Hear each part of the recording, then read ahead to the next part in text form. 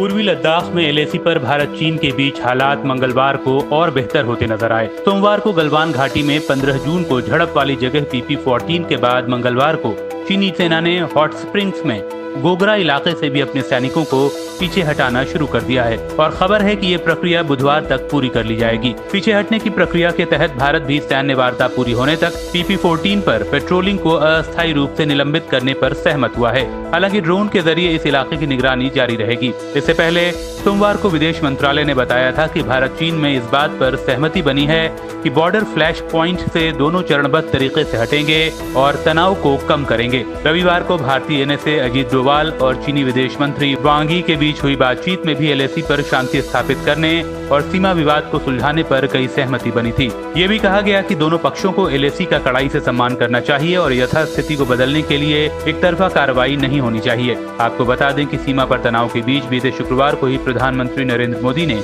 अचानक ही लेह का दौरा किया था।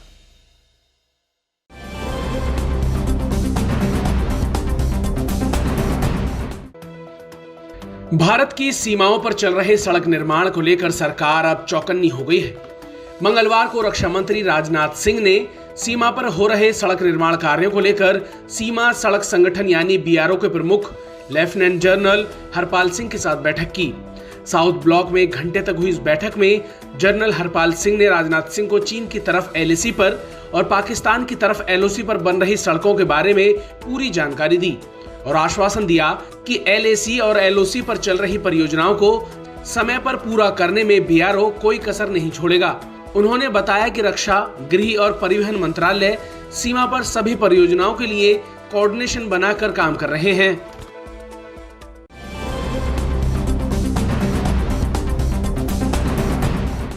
गलवान में भारत और चीन के बीच संघर्ष के 20 दिनों के बाद दोनों देशों की सेनाएं उस इलाके से पीछे हट गई हैं।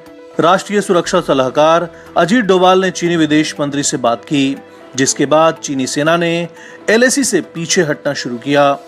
कांग्रेस के पूर्व अध्यक्ष राहुल गांधी ने लद्दाख में चीन की सेना के पीछे हटने पर केंद्र की मोदी सरकार से कुछ सवाल किए हैं।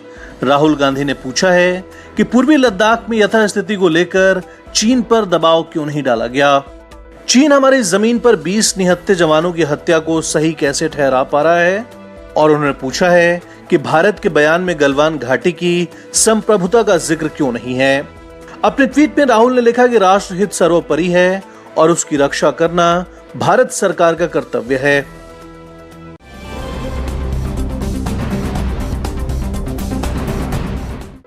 कोरोना वायरस के चलते देश भर के सभी स्कूल मार्च से ही बंद हैं। ऐसे में छात्रों की पढ़ाई का काफी नुकसान हुआ है। लॉकडाउन के दबाव के बीच छात्रों पर और ज्यादा दबाव न पड़े, लिहाजा CBSE ने बड़ा ऐलान करते हुए सिलेबस कम कर दिया है। CBSE ने एकेडमिक ईयर 2020-21 के लिए 9वीं से 12वीं के सिलेबस को 30% तक घटा दिया है। मानव संसाधन विकास मंत्री रमेश पोखरियाल निशंक ने खुद इसकी जानकारी दी। निशंक ने ट्वीट किया, देश और दुनिया में पनपे हालातों के मद्देनजर CBSE को पाठ्यक्रम को संशोधित करने और कक्षा 9वीं से 12वीं के छात्रों के लिए कोर्स के दबाव को कम करने की सलाह दी गई थी। हाल ही में दिल्ली के उप मुख्यमंत्री मनीष सिसोदिया ने भी कोविड-19 से हुए नुकसान की भरपाई के लिए सरकार से अपील की थी कि सभी क्लासेस के लिए सिलेबस को 30% तक कम कर दिया जाए।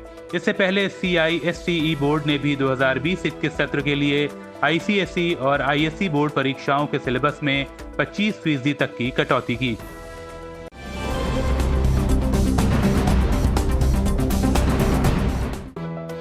गुजरात में भारी बारिश की वजह से आम जनजीवन बदहाल हो गया है। सोमवार से हो रही लगातार बारिश से कई जिलों में बाढ़ जैसे हालात हैं। नदी नाले उफान पर हैं और बाढ़ जल जमाव से कोहराम मचा है। राजकोट जिले से बाढ़ की एक दिल दहला देने वाली तस्वीर सामने आई है। जिले के खिजड़िया गांव में बाढ़ के पानी ने ऐसा भयंकर रूप दिखाया कि जो उसकी चपेट में आया बह गया। तस्वीरों में बहुत से मवेशी पानी के बेहद तेज बहाव में असहाय बहते हुए दिखे।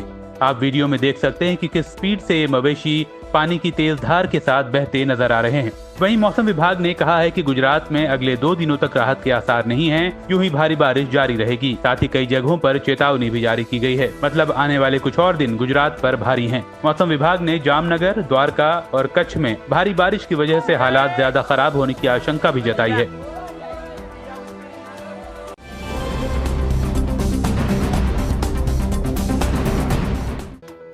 कानपुर के बिकरू गांव में 8 पुलिसकर्मियों की हत्या कर फरार हुआ गैंगस्टर विकास दुबे अब तक नहीं पकड़ा गया है। विकास की तलाश में पुलिस 3 राज्यों में छापे मार रही है। इसी कड़ी में अब पुलिस ने विकास के 3 और करीबियों की गिरफ्तारी की है, जिसमें विकास की रिश्तेदारी में आने वाली बहू क्षमा दुबे, पुलिस की जानकारी देने वाला सुरेश वर्मा और पुलिस के आने की सूचना देने वाली घरेलू सहायिका रेखा शामिल है। इससे पहले पुलिस विकास के साथी दयाशंकर अग्निहोत्री को भी एनकाउंटर कर गिरफ्तार कर चुकी है। इसके अलावा शहीद सीओ देवेंद्र मिश्रा की बेटी ने पुलिस को ऑडियो क्लिप सौंपा है, जिसमें वो तत्कालीन कानपुर एसएसपी अनंत देव से सीओ विनय तिवारी की शिकायत कर रहे हैं।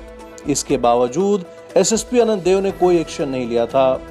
अब इस मामले में एसएसपी अनंत देव के खिलाफ लखनऊ की आईजी जांच करेंगी।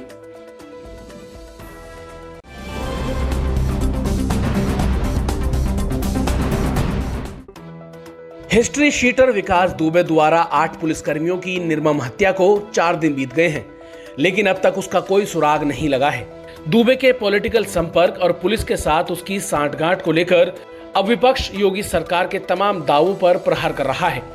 मंगलवार को कांग्रेस महासचिव प्रियंका गांधी ने एक बार फिर कहा कि यूपी में अपराधी बेलगाम हैं और सीएम सिर्फ आंकड़ों पर पर्दा डाल रहे हैं। अपने इस ट्वीट में उन्होंने क्राइम के आंकड़े शेयर करते हुए लिखा कि देश में हत्याओं के आंकड़े देखें तो यूपी पिछले 3 सालों से लगातार टॉप पर है। हर दिन औसतन यूपी में 12 हत्याएं दर्ज होती हैं। 2016-18 के बीच बच्चों पर होने वाले अपराध यूपी में 24% तक बढ़ गए हैं। कांग्रेस महासचिव ने सवाल पूछते हुए कहा कि यूपी के गृह विभाग और सीएम ने इन आंकड़ों पर पर्दा डालने के अलावा आखिर अब तक किया ही क्या है। बता दें कि प्रियंका की तरफ से लगातार यूपी की कानून व्यवस्था पर सवाल खड़े किए जा रहे हैं।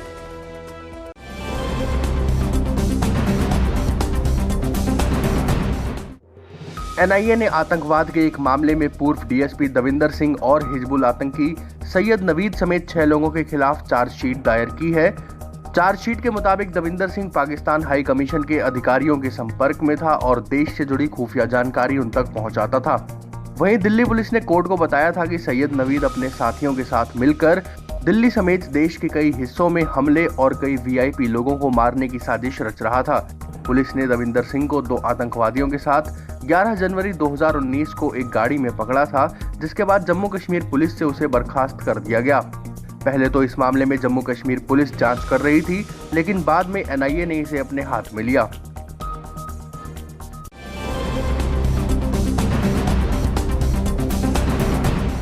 कोरोना महामारी का प्रकोप अब बिहार के मुख्यमंत्री आवास तक पहुंच गया है।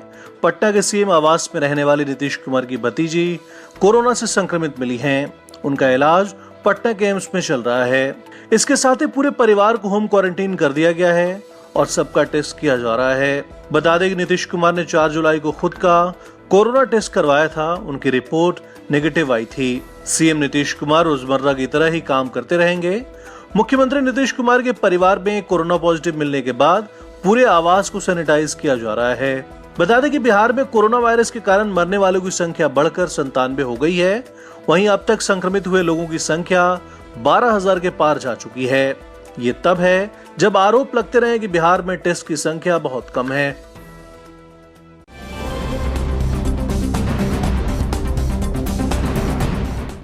भारत में कोरोना वायरस के मामले थमने का नाम नहीं ले रहे हैं। भारत में कोरोना मामलों की संख्या 7 लाख के पार पहुंच गई है।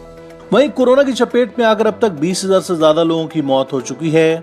पिछले 24 घंटे के दौरान भारत में 22,252 नए कोरोना के मामले सामने आए। वहीं 467 मरीजों ने जान गंवाई है।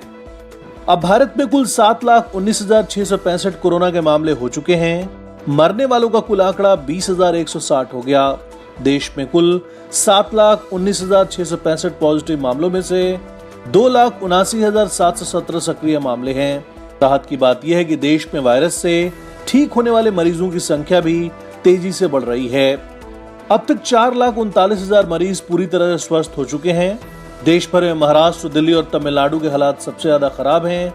महाराष्ट्र, तमिलनाडु के बाद अब दिल्ली में भी कोरोना मरीजों का आंकड़ा 1 लाख के पार पहुंच गया है।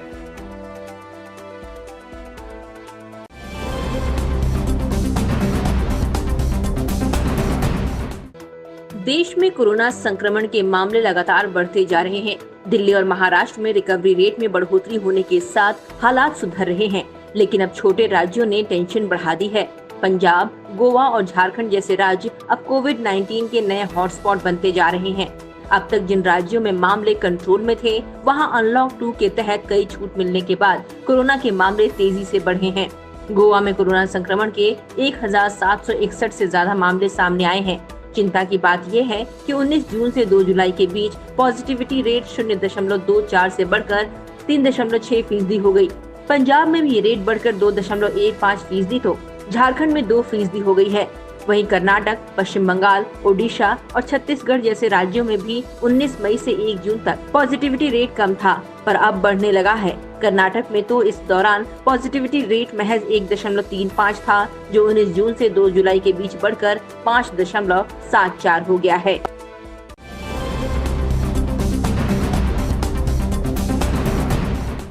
पाकिस्तान के कब्जे वाले पीओके में चीन विरोधी प्रदर्शन तेज हो रहे हैं। प्रदर्शनकारी स्थानीय लोग नीलम और झेलम नदी पर बनने जा रहे बांध के निर्माण का विरोध कर रहे हैं। ये बांध चीन पाकिस्तान इकोनॉमिक कॉरिडोर का हिस्सा है। प्रदर्शनकारियों के मुताबिक इस परियोजना से पर्यावरण पर प्रतिकूल प्रभाव पड़ेगा। बता दें कि इस हाइड्रो पावर परियोजना के लिए एक चीनी कंपनी ने पाकिस्तान के साथ 150 करोड़ अमेरिकी डॉलर का करार किया है। गौरतलब है कि समझौते के समय पाकिस्तान के प्रधानमंत्री इमरान खान भी मौजूद थे।